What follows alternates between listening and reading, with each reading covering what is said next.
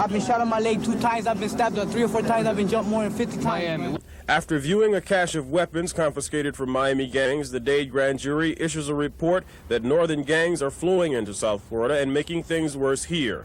A gang member makes that theory a street-level reality. LA gangs are more, man, but these guys are starting to get bad, you know, because of people coming from Chicago and man. A 16-year-old Broward dropout is gunned down in front of South Broward High on the first day of school. Both the accused killer and the dead youth are members of rival gangs. There's talk of deadly payback. That may have been the reason an FBI agent was shot also. Anybody that comes and offends my nation is at war with me. Anybody. Why I know till death I'll be. Fight for my nation so everyone will see. Just last Sunday at Tropical Park, gang members start a disturbance when they begin shooting in a crowd. County officials react by canceling and rescheduling a football game and a concert. I think that's the first big confrontation we have. And to make it the last, police are keeping a close eye on the area, but there have been hints of more to come. On the air, on the radio, they said today that there are a couple of cars with gang members. They might have some firearms and they might do some shooting. And security is extra tight here at Jackson Memorial Hospital, where 3 of the youngsters injured in the gang fight are now being treated. News 4 has learned that overnight, 2 gang members armed with guns and knives were arrested here outside the emergency room, and sources say because of fears there may be attempts to finish the fight on hospital grounds, that the 3 patients have now been moved to undisclosed locations within the facility. Back here where the fight took place, the neighborhood has an air of tension, especially at the home of Alberto Valdez, who was attacked in the melee. Family members have assembled for protection after saying they've received threatening phone calls from gangs. All these people here are grown men. We're ready for them. No matter what happens, you know, out of the hole you can't get out. Out of jail you can.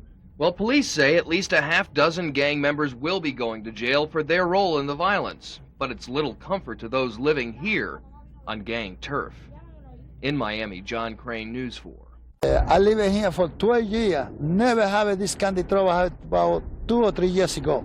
Eleuterio Roman lives around the corner from an abandoned house where police seized an arsenal of weapons and 4 kilos of cocaine. The house was used as a gang meeting place. They don't mean no harm to nobody, you know.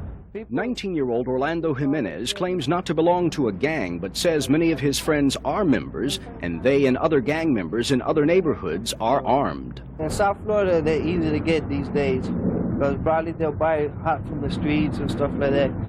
Youth gang membership has been on the rise in South Florida in the past 3 years, and some say the motive is money and the fast life.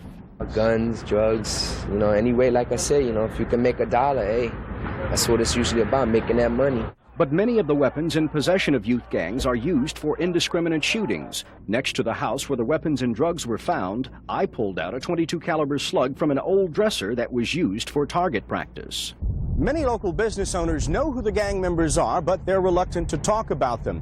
They tell me that their livelihood depends on the people who buy stuff from them who live in this neighborhood. And many times those customers are the sisters, the mothers, and even the wives of gang members. If you live in a particular area, you don't say anything for fear of retaliation from the individuals that participate within the group. And police say as long as the public does not speak up, it's going to be harder to control Miami's growing gang problem. Jose Grignon, News 4. A gang fight at a carnival in Hialeah leaves 1 person dead and 2 others wounded. At the Ritzy Bakery Center in South Miami, a police officer is stabbed trying to break up a fight between rival gangs. According to the grand jury's report just released today, just as in Los Angeles, youth gangs and the violence they create are growing here. Police experts say youth gangs have all of Dade County covered, from the Young Latin Organization in North Miami Beach to the Hialeah Boys in Hialeah, La Familia, the Latin Force, and the Latin Disciples in Southwest Dade, to the 56th Avenue Bad Boys and the 34th Street Players in Miami. They account for just a tiny part of the almost 4,000 known gang members in Dade County. Today's report says they are closely linked to gangs in Chicago and are better organized and armed than ever before. The grand jury's report means more than a mere pile of papers to the people who have to actually live and work under the threat of youth gangs and the crimes they commit. For them, it becomes the real thing. The 56th Avenue Bad Boys claim credit for trashing this West Flagler library. And we get this mess on the wall, and people keep complaining. They get scared. You know, they don't want to come in because they figure something is going to be happening inside.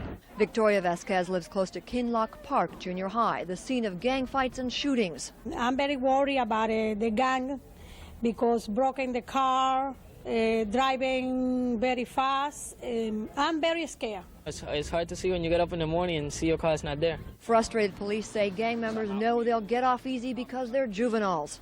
They just get a slap in the hand and they're back out on the street doing it again, and you walk up to them and they'll tell you, hey, I'll do 21 days and I'll be out. And they know it, and that's just the way it is. Experts say the problem will soon be out of control. It has to be stopped now. To do that, they need more police, more school programs, stricter sentences, and the money to pay for it all. Katrina Daniel, News 4. Officer Hyde. 883.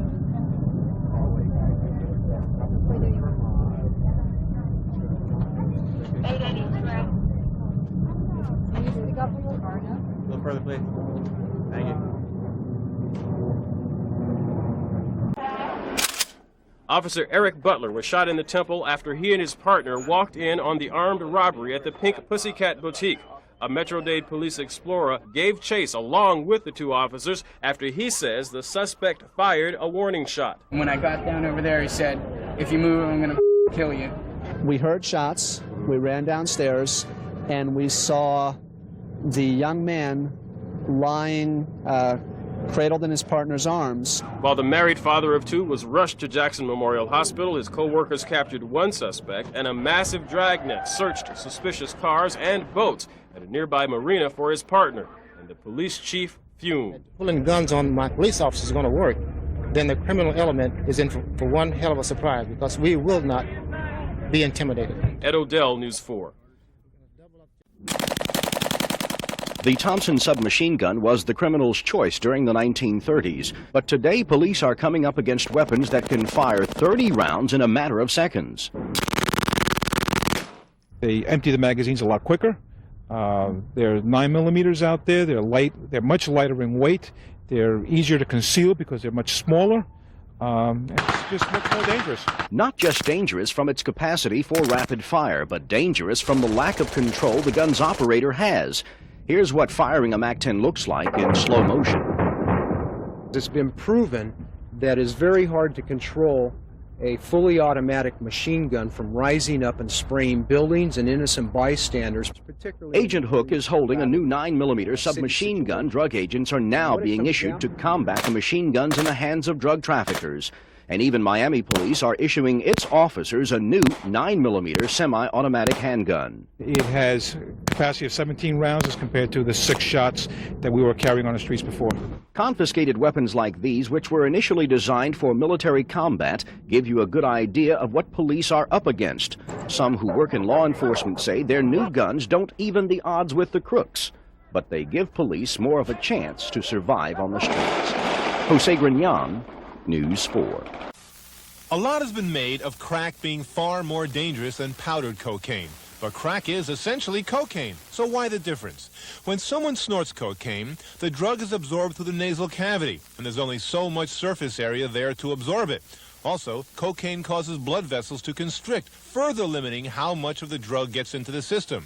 But when the cocaine is smoked, using crack or other free-based mixtures, the drug goes straight to the lungs, which provide the surface area roughly equal to a tennis court.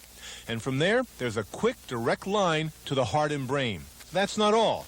Crack is a highly purified form of cocaine, and the doses can be enormous, easily big enough to kill. So you're talking about increasing your dose from 35 to 50 milligrams of drug back in the days when the powder was snorted from the mirror, moving up to freebase smoking, where you're delivering a quarter to a full gram of drug per hit. It's as if somebody went to the master switchboard and just flipped a switch that now says, don't breathe. And you don't.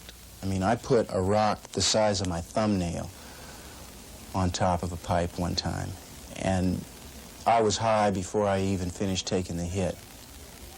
And I felt my eyes rolling back in my head. I was blacking out, you know, I collapsed backwards. I guess I was, you know, in the midst of a baby mall seizure. And what's the first thing he did when he came out of the seizure? Took another hit. I'm Dr. Dean Adele.